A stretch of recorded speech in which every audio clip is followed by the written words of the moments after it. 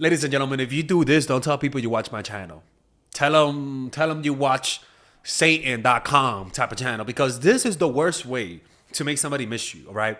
And this most likely is a misconception of the concept of inflicting pain, right? So let's watch this video. And it's a man proposing to a woman, but the way that he does it is that he fakes dying.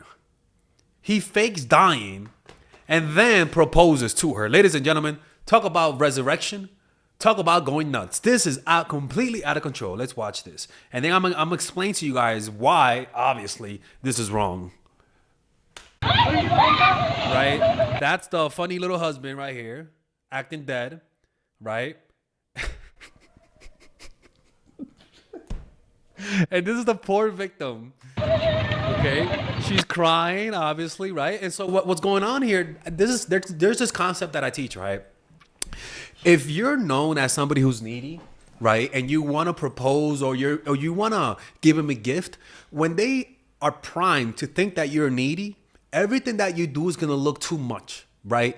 Everything that you do is gonna look like you're trying to win them over, like once they know that you really, really, really like them and they sense the disbalance, even blinking looks needy, right?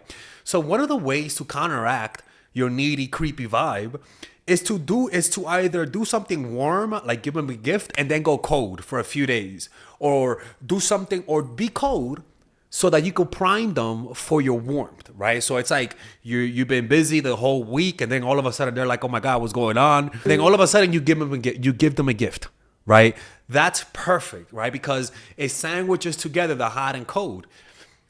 What happened here is that this guy went full Lucifer mode and took it way too far. And the point of pain is not to inflict. It's not just to inflict pain. It's not to traumatize the motherfucker. What he is doing. She crying, right? He's dead, right? So right now she is completely and utterly traumatized. The type of pain that I talk about is the type of pain that creates doubt. Does he like me? Is she really getting personal discounts from Tyrone, the personal trainer? Lately I've been noticing that she has been a little cold lately, like ending their dates early. That's not normal. What he is doing is that, oh, she's dead. Right? So they're like, okay, he's dead. There's no doubt because he's not moving. First of all, where's the blood? That's what I would be asking, right? Where's the blood? You know? Clearly, if he don't bleed, you can't trust him. Clearly. Right? Oh, what okay, so they're like, don't touch him. And so it prolonged. So that's another mistake, is that thou should be only temporarily. One day you wake up and you're like, lately she hasn't been initiating contact when she used to all the time. You know, what he is doing here, this dumbass, is that he is prolonging it, prolonging the trauma. What he should have done, at least to make it nice, is as soon as she saw him, get up, resurrect, act like the Lord resurrected you. Don't make her suffer so much. When a lot of people, especially when they're insecure, they get too cold, too much for too long. And rather than creating space, you traumatize them, and then they resent you and want to get revenge. Right? So he is here. So look what happened now, right? So they try to pick him up. So he did this for a whole 30 seconds. This whole lady is having a spiritual experience. And it's like the level of insensitivity behind this. And this is the thing, you have to be sensitive. Some people, giving them too much space is too much. So don't just give space to people based on some prescription that Father Alex told you. No, sense, feel the room. You know, you're hearing your girl crying because she thinks you're dead. Get up, resurrect, do a fucking Undertaker type of resurrection. This is too far. Right? And then here he comes. Here he comes, right? He thinks she's gonna be happy.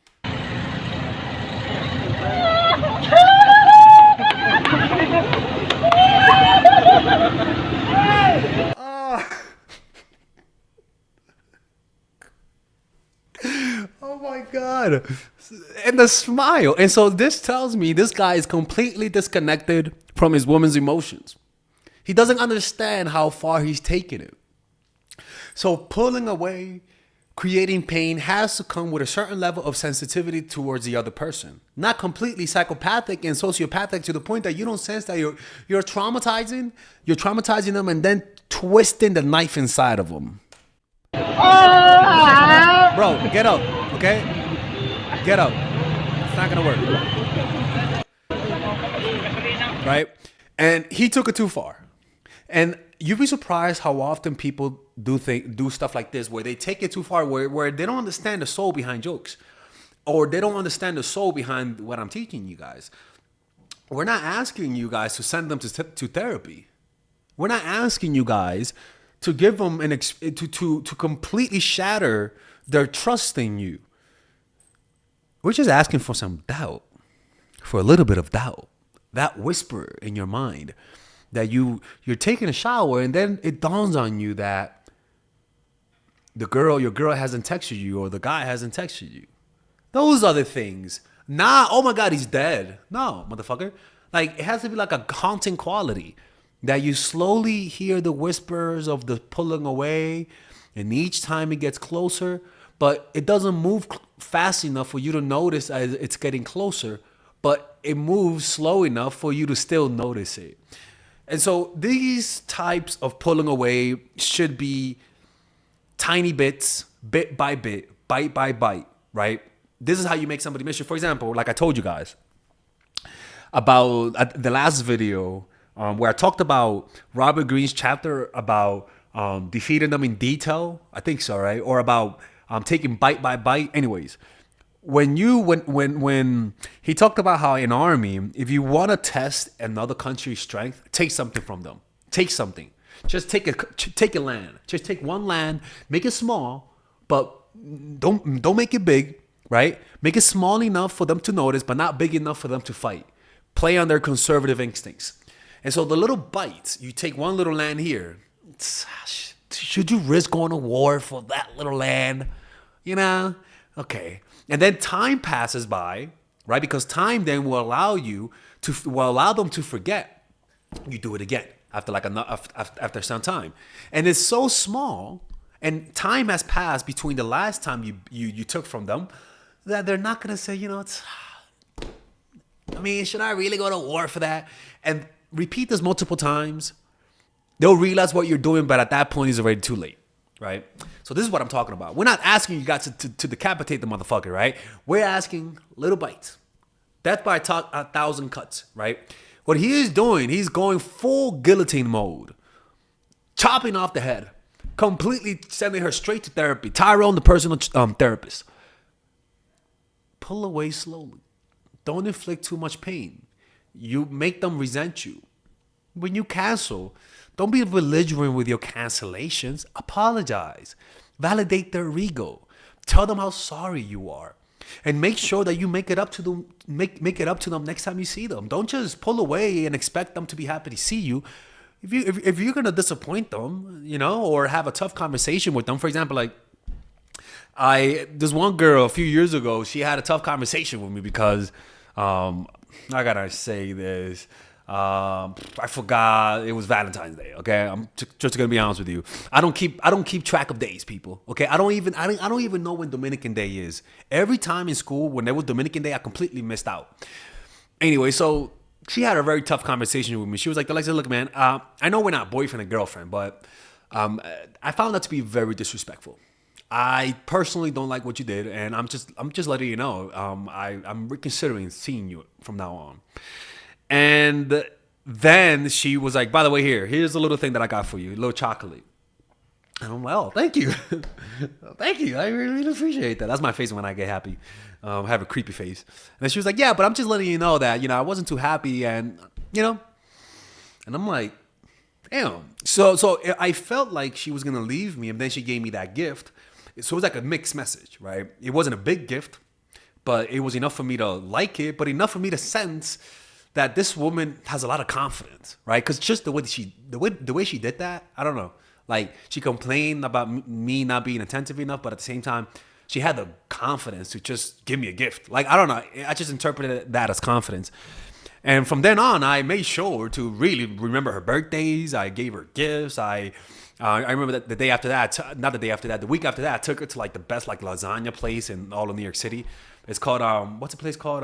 Don Angie. I took her there, and it was because of just I like strengthening women. To be honest with you, it's my toxic trait. Not my toxic trait, but anyways. So yeah, man, this is the worst, man. Don't go too far with pulling away people, okay? Because if you go too far, you might make them hate your ass. You might make them resent you. All right? Because the difference between this and what I teach is that what this is just trauma bonding. For example, again, like I said, it's all about creating discomfort and pain, right? But it cannot go to a certain threshold.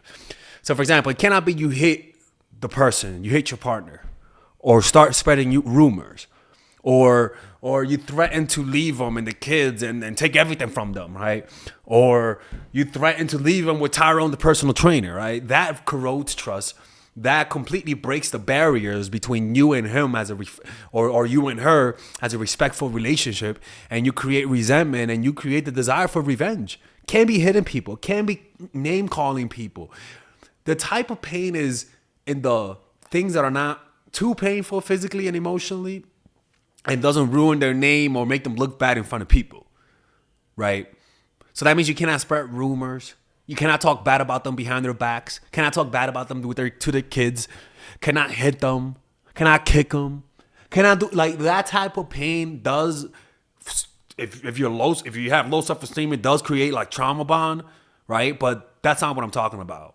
That is what I'm talking about here. Is the type of stuff that happens all the time in every relationship, but that the person is not consciously aware of how they're hurting us. Right? They do little things that they think is no big deal, but it's a big deal to us. That's what I'm talking about. Right? Like, oh baby, I know we were supposed to see each other again today, but I got work now. You know, and these things happen. And these things you try to let them know, and they still get hurt despite them seeing that you do have work. Because a part of us always doubts everything.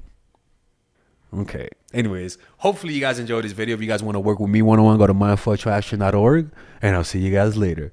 Bye-bye. Drive safely.